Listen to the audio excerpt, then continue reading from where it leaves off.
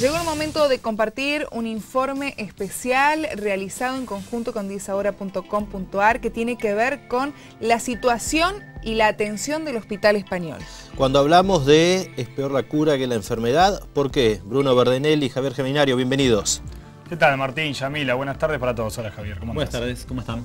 Bueno, tenemos que hablar de las irregularidades que se vienen dando en los últimos años en el Hospital Español y que se han profundizado con el cierre del EMSA. Y nos referimos a los afiliados de PAMI que se han atendido en los últimos años, como les decía recién, en ese nosocomio ubicado en San Luis de Alberti, y nosotros notamos que crecen cada vez más las denuncias y los reclamos, numerosos por cierto, tanto en la justicia como en la Defensoría del Pueblo respecto de la atención médica y el trato que reciben los pacientes en ese lugar. Por lo cual hicimos un informe en conjunto Telediario y 10 Ahora respecto de las irregularidades encontradas en ese lugar. La reiteración, Yamila, Martín, de los reclamos, de las denuncias, la coincidencia en el contenido de los planteos de algunos de estos familiares de pacientes fue lo que nos motivó a realizar este trabajo. Tal vez no quede del todo claro en los testimonios que vamos a compartir en este trabajo esas coincidencias, pero en la conversación extensa que tuvimos con cada uno de estos familiares y las personas que se acercaron a hacer sus planteos aquí a la puerta del canal, empieza a aparecer una serie de elementos que cuando menos son irregulares, que merecen esas denuncias de las que hablaba uno recién, que no solo se hicieron ante el propio PAMI, que es el organismo prestador, quien debería además regular la tarea que realizan las clínicas que prestan servicios para las más de 150.000 cápitas que tiene el PAMI en Mar del Plata y la zona, sino también ante la justicia. Exactamente, 36.000 de esas cápitas que tiene el PAMI en la ciudad de Mar del Plata deben atenderse en el Hospital Español, donde hay solamente 65 camas. Bien, vamos, si les parece, a disfrutar de este informe, a verlo para después ya comentar, ¿no? Y hacer una conclusión respecto a esta primera parte. Dale.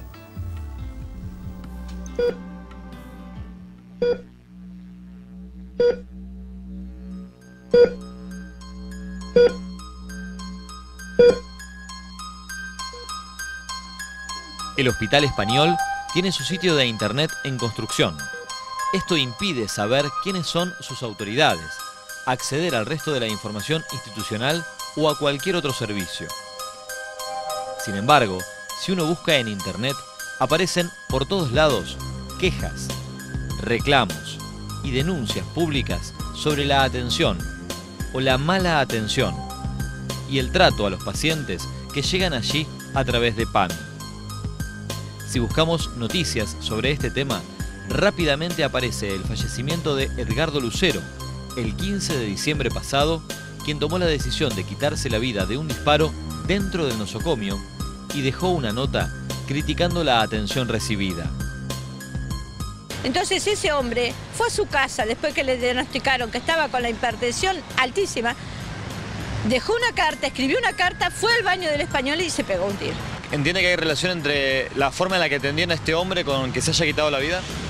Sí, totalmente. La gente se harta de todo esto. Olga Sosa fue ocasional testigo de este episodio mientras ella y su familia transitaban el penoso calvario de su marido, una persona mal diagnosticada en este mismo hospital. Es uno de los casos de los que vamos a hablar más adelante. Es uno de los casos de diagnósticos erróneos y mala atención médica a los pacientes dentro del Hospital Español, de los muchos que hay. Pero también sabemos que hay otros muchos que nunca fueron denunciados en la justicia. Sin embargo, constatamos que hay más de 20 causas registradas. Una de ellas, por ejemplo, tuvo sentencia de primera instancia en noviembre pasado a cargo del juez Lucas Vespucci por daños y perjuicios contra el nosocomio en favor de Cristian Fernández. Mi papá estuvo una semana en cama con dolor de espalda, lo vinieron a tratar del Hospital Español y lo trataban por lumbalgia. Después de esa semana los dolores empeoraron y por eso ustedes pidieron que lo internaran. Claro, exactamente, empeoraron y con fiebre y se le ponían moradas las partes de atrás de la espalda. Estuvo una semana que ni siquiera le hicieron los análisis para determinar qué tenía. Se dieron cuenta que era una infección renal. En el término de esa semana no pudieron revertir ese cuadro.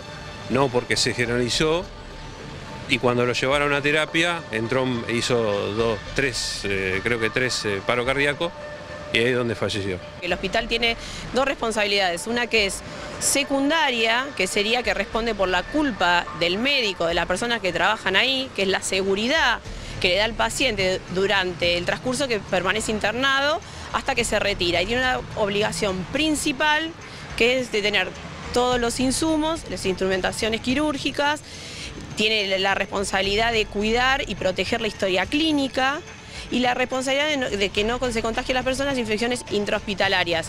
Dentro de esa responsabilidad, tal vez si hubieran cumplido con algunas, la persona podría estar viva o no, eso no lo sabemos, pero no se hizo todo lo que se podía hacer y se trató de una lumbalgia que podía tenerlo o no, pero no era lo importante, sino que una persona con el deterioro de 6-7 días con lo mismo, se podía haber hecho otros análisis para ver qué tenía realmente, que en este caso no falleció de lumbalgia y en la época que vimos nadie fallece por lumbalgia. La primera obligación médica es cuidar la salud, hacerle preguntas, cómo se siente, eso que es la obligación médica. No existe. Y también la parte pericial también fue muy importante en el juicio porque las preguntas que le hicimos al perito médico, más la que también efectuó el juez Vespucci, se llegó a la resolución de que la persona estuvo abandonada, no fue tratado por la dolencia que tenía y falleció. La sentencia del juez Vespucci determina que hubo daño e indemniza a la familia de Carlos Héctor Fernández en 120.000 pesos más intereses. Menciona que la víctima fue tratada por lumbalgia, cuando en realidad padecía un cuadro renal severo. Y se sostiene en peritos y testigos que aseveraron que los profesionales no dieron respuesta a sus reiterados pedidos de auxilio y que podrían haber hecho más por él. ¿Mal atendieron a tu papá? Sí, totalmente. Para mí personalmente fue abandono de persona o mala praxis, como quieran llamarlo. El desenlace fatal en este caso se produjo en menos de 10 días. En un plazo muy similar, Indy perdió a su padre, Jorge Marini, de 74 años, quien había sido internado por una úlcera en una pierna. Ingresó al Hospital Español el día 11 de diciembre en una silla de ruedas, transportado por el servicio de ambulancias desde el domicilio. Ingresa, el primer argumento siempre en el Hospital Español es: no hay camas, no podemos internar a nadie. Y a partir de ahí, logrando poder internarlo, le dan una cama en una sala que no correspondía a lo que estaba viviendo mi padre, que simplemente necesitaba unas curaciones en la pierna izquierda, de la rodilla para abajo necesitaba unas curaciones, y tenía que hacerse unos estudios que, al estar internado, el hospital iba a comunicarse con otros hospitales y otras clínicas como para poder darle ruta y saber cuáles eran los pasos a seguir. Lo metió en una sala de terapia intermedia, no correspondiente al caso que estaba. Alrededor de él había casos muchísimo más complejos y mi primer pedido fue poder tenerlo en una sala donde yo, como único pariente, lo podía llegar a visitar. Estaba por un tema de una úlcera en una pierna. ¿Para vos las condiciones de internación empeoraron el cuadro de tu papá? Empeoraron totalmente. A partir del cuarto día descubrí de que durante la noche, al estar en una sala donde había 8 pacientes, los 8 pacientes estaban todo el tiempo en descanso, durmiendo, y mi padre era el único despierto. En un momento me crucé con una enfermera y me dijo: tu padre es muy complicado porque pide todo el tiempo que lo atiendan, piden todo el tiempo que le definamos cuáles son los pasos a seguir, y preguntando por qué está ahí. ¿Por esa insistencia lo doparon? Mira, el último argumento que me dio una enfermera fue: tu papá no paró de molestar durante toda la noche, con el diario, con la luz prendida, queriéndose parar, yendo y viniendo al baño, y lo tuvimos que sedar por precaución. Le dije: por dolor, no, por precaución. En el momento que lo veo 2 veces sedados, 2 días consecutivos sedados, hablo con el doctor, y el doctor me dice que bueno, había que hacer un traslado urgente porque posiblemente había sufrido un accidente cerebrovascular durante la noche anterior. Hay que trasladarlo, y si no hay un pariente no se puede trasladar. Ese día me citan, el día 22 de diciembre me citan para poder hacer este traslado. Estuve 3 horas esperando una ambulancia, a las 5 de la tarde, 6, 7 de la tarde, a las 7:30 se corta el servicio de ambulancias, por ende mi padre no es trasladado. El día 23 de diciembre Me presento a hablar con el médico a la mañana y me dice, quiero descartar el ACV. Ya habían pasado más de 24 horas. Mi viejo había entrado con un cuadro y ya tenía 2 cuadros diferentes a lo largo de los últimos 12 días. Me encuentro con... Programan de nuevo el estudio para las 5 de la tarde de ese día. 5 de la tarde de ese día me dicen, bueno, vamos a ir a descartar este ACV y posiblemente también ha absorbido una pulmonía intrahospitalaria, pero ya lo tenemos con antibióticos, quizás por eso está un poco desmejorado en cuanto a la respiración. Y ya no podía hablar con él, no podía dialogar, ya me miraba, pero ya no era él. Y dije, bueno, voy a las 5 de la tarde a buscarlo para poder descartar el ACV, y a las 2 de la tarde me llaman del hospital y me dicen que había fallecido. Tal vez para evitar la misma tragedia, los familiares de Adriana Ricci decidieron firmar un alta voluntaria. Antes, la paciente atravesó un ACV dentro del Hospital Español sin recibir la debida asistencia. Mi mamá se descompensa a la noche en mi casa con síntomas claros de un ACV, que nosotros por experiencia ya sabíamos que venía por ese lado y ella se estaba dando cuenta porque hace 15 años había tenido otro ACV. Y bueno, llamamos a una ambulancia y bueno, como ella tiene PAMI por cápita, la trasladan directamente al Español. Bueno, ella ingresa a la guardia tipo 10 de la noche, una médica desde un escritorio toma los datos de ella, su medicación, sus antecedentes clínicos, pero en ningún momento ni la revisa. Ella claramente tenía ya estaba transitando el ACV porque estaba perdiendo constantemente movilidad de pierna, en el habla y en el brazo, todo el lado derecho. Y bueno, ingresa a la guardia y ella desde un escritorio toma nota. Y bueno, y dice que esperar que al otro día le van a hacer una tomografía. Bueno, la TAC se la hacen recién al otro día a las 5 de la tarde. O sea que por un lado admiten la internación y presuponen el mismo diagnóstico que hicieron ustedes, pero no lo constatan. No, para nada, ni físicamente, no la evalúan ni física ni clínicamente. Creo que solo le tomaron la presión. Y no sé si a la madrugada le hicieron un electro, pero nada, con una vía puesta, con un suero que prácticamente ni goteaba. Y estábamos, bueno, en la guardia, obviamente rodeados de casos similares, peores, todos en la misma situación. Al otro día a las 5 de la tarde la trasladamos a la clínica Pueyrredón a hacerle la tomografía y en ese momento se maneja generalmente, te dan un CD instantáneo para que vos veas con el médico que lo está tratando y ellos te emiten un informe en aproximadamente 5 o 6 horas. ¿El estudio se hizo en otro lado, pero por cuenta del Español? No, es por cuenta de PAMI. PAMI tiene como los distintos servicios terciarios por cápita en distintos lugares, exacto. Entonces yo llego a la clínica con mi mamá nuevamente trasladándola en ambulancia, con el CD para verlo con un profesional, porque obviamente en donde le haces el estudio no te dan ninguna devolución de lo que ven en el momento. Llego y le informan directamente al enfermero, yo desesperada porque quería ver qué me decía la tomografía, porque suponíamos que era un ACV, pero no lo teníamos confirmado. Estuve 3 horas esperando que la médica me reciba para ver los resultados de la tomografía. Y encima cuando me ve los resultados de la tomografía me dicen, no, igual esto solamente es para confirmar si es hemorrágico. O sea, si era para confirmar que era hemorrágico, lo tenían que haber hecho inmediatamente cuando entró, pues si es hemorrágico no estábamos a tiempo de hacer nada. Y recién 24 horas después nos dieron una cama, o sea, hasta ahí estuvimos 24 horas tirados en una camilla. ¿Qué se ve en la guardia del Español? De todo. Yo tenía particularmente, porque me quedó grabado, un señor con una hemorragia digestiva que prácticamente no paraba de vomitar sangre al lado mío, tirado en una camilla dura como el piso. Una señora de más de 80 y pico de años, ahí todos estuvimos aproximadamente al mismo tiempo, sin saberte decir en qué momento te van a liberar una cama. Comparten el espacio, digamos, el lugar que se respira es el mismo. Exacto, exacto. La verdad que los enfermeros manejan la guardia prácticamente. Y bueno, recién a la noche del otro día nos dan una habitación. Estuvo tres días internada hasta que el día viernes nosotros decidimos con mi familia darle la alta voluntaria porque estar ahí era perder tiempo.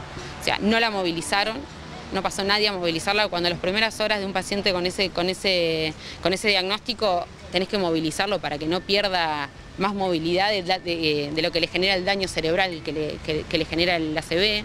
¿Se puede decir que en vez de intentar contenerlo o mejorar su estado, lo empeoraron? Yo creo que sí. Yo creo que sí. De hecho, nosotros en un momento la retiramos a hacerle un estudio por nuestra parte, y sinceramente nadie se percató que yo la saqué, la traje con una ambulancia particular. Y de hecho decidieron darle el alta a ustedes. Nosotros mismos, nosotros le firmamos el alta con consentimiento familiar. Obviamente tuvimos la posibilidad de hacer interconsultas con otros profesionales, por teléfono, por mensaje, por lo que sea, y eso nos daba la tranquilidad de poder sacarla, que sabíamos que no había ningún riesgo, pero porque la realidad era que ahí perdíamos el tiempo. Este tipo de decisiones solo pueden tomarlas quienes cuenten con asesoramiento externo o recursos alternativos a la cobertura de PAMI, porque también sabemos que hay muchos pacientes que llegan al hospital para ser internados sin familiares o allegados que puedan exigir por ellos una cobertura digna. Para otras familias esa dignidad está en poder acceder, después de haber aportado durante toda una vida, a una internación, a un tratamiento, o aunque sea a un estudio o una intervención de calidad.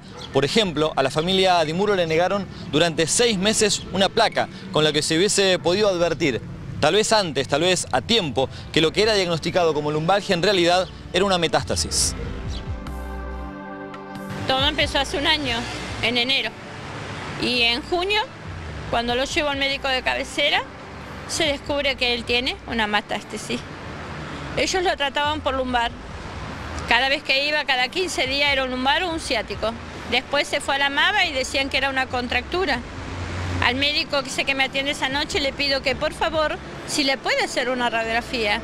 Me la niega en todo momento diciéndome, yo soy el médico y soy el que entiendo de esto. Se le da el inyectable, señora, póngale calor o frío, lo que le haga mejor y va a andar bien. En 2 meses ustedes vieron por lo menos 3 o 4 médicos. Vimos como 5 o 6, porque fueron 5 meses. Hasta que fui al de cabecera y ahí descubrimos que mi marido no tenía eso, sino que ya él por ahí ya tenía un cáncer en su pulmón. En todo este trayecto tampoco le certifican en papeles este maltrato porque ustedes están ahí como provisorios. Exacto, porque pertenecemos a ENSA. Ellos ni siquiera te dan un papel, ni siquiera de la medicación que te dan, se la dan al enfermero y de ahí te dan el inyectable y ya está, anda a tu casa. Pero no te dan un papel, el médico que te atendió, lo que le inyectó. No se hace nada de cargo ellos del paciente. No hay lugar, mi papá tendría que tener un lugar especial de oncología y él se hace la quimio sentado en una sillita y le pasan la quimio donde él puede agarrar cualquier tipo de virus porque no deja de ser una persona que tiene defensas bajas. El otro día, la última quimio que le tocó hacer, el Hospital Español era un caos de personas y había un hombre en silla de ruedas. Con un principio de ACV, tenía su rostro torcido, no hablaba y me dejó de respirar 2 veces y digo me dejó porque yo le estaba tomando las pulsaciones, ya que no había médicos, porque solo estaba el enfermero y bueno, y llamaron a uno y le colocaron unas inyecciones, unos medicamentos y lo dejaron ahí adentro donde prácticamente había 5 o 6 personas en un lugar de 2 por 2. Además no lo estaban controlando. No, nadie. Y el hombre dejó de respirar 2 veces, yo estaba con mi hermana y me decía, Ana, el hombre dejó de respirar y yo le tomaba las pulsaciones y no tenía pulsaciones. ¿Y por ustedes estas situaciones son habituales? Son habituales, sí. Peores. Tal cual. Siempre hay mucha cantidad de gente, no te atienden bien, siempre te recibe un enfermero, no hay médicos, vos ves gente que está con serios problemas y se los tarda en atender, se los maltrata, les hablan mal y a las personas que no pertenecen ahí al español, que no tienen cápita en español, se le niegan a hacerles estudios como pasó con mi papá con la radiografía. Él me dice, ya dejá, no importa, ya está, no me quiero hacer más nada. Pero yo no puedo dejar eso, no puedo dejarlo pasar, ya está y dejarlo morir, no. ¿Por qué?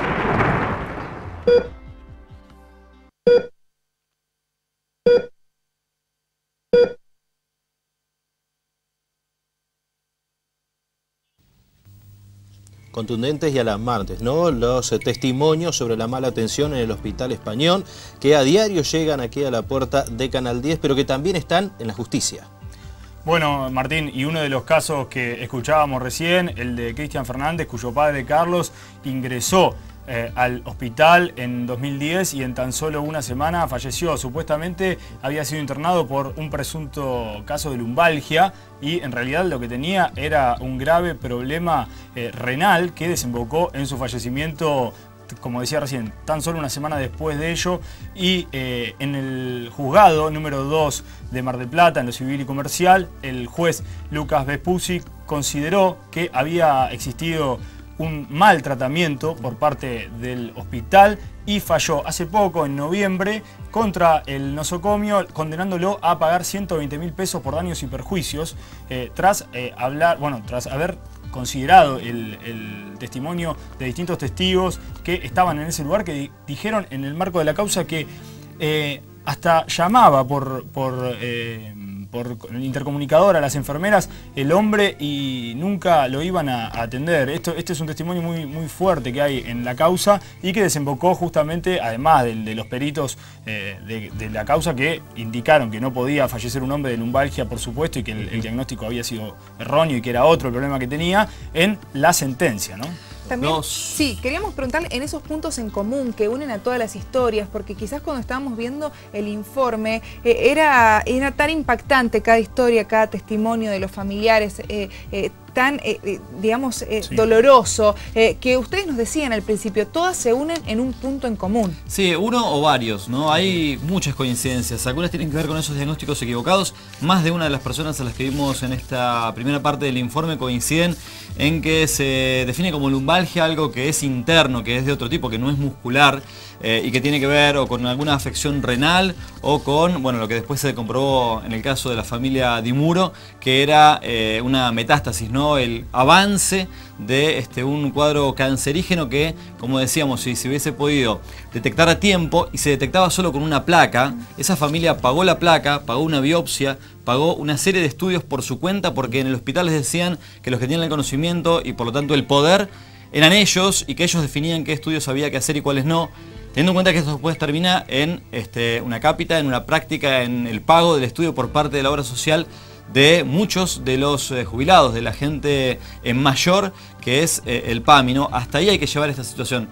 Y lo otro, que me parece que también hay que considerarlo, es que hay una sentencia, ni siquiera está firme porque el hospital está en proceso de apelarla, este es un fallo de primera instancia, hay otras 20 denuncias más, pero yo me quiero poner en el lugar de las familias que tienen que asistir a un paciente, que tienen la certeza de que ese paciente fue mal atendido o de que hubo ahí mala praxis o cuando menos que hubo daño, pero que además del camino de la salud de ese familiar tienen que seguir el camino de la justicia. No todos están dispuestos a todas las instancias que la justicia depara. La justicia habitualmente no facilita la tarea para este tipo de situaciones y por eso es lógico que haya una sola sentencia, que haya una veintena de denuncias y que muchos decidan no acudir a esa instancia para tratar de ¿qué? De obtener una indemnización, de determinar que un médico hizo mal su trabajo. En realidad lo importante para cada una de esas personas es lo que está padeciendo su familiar. Y en ese sentido, como decíamos, son 36.000 personas solamente en un hospital. Son 4 hospitales en Mar del Plata, son más de 150.000 beneficiarios de una obra social que es el PAMI. Sin dudas. Bueno, mañana la segunda parte, ¿qué vamos a estar viendo?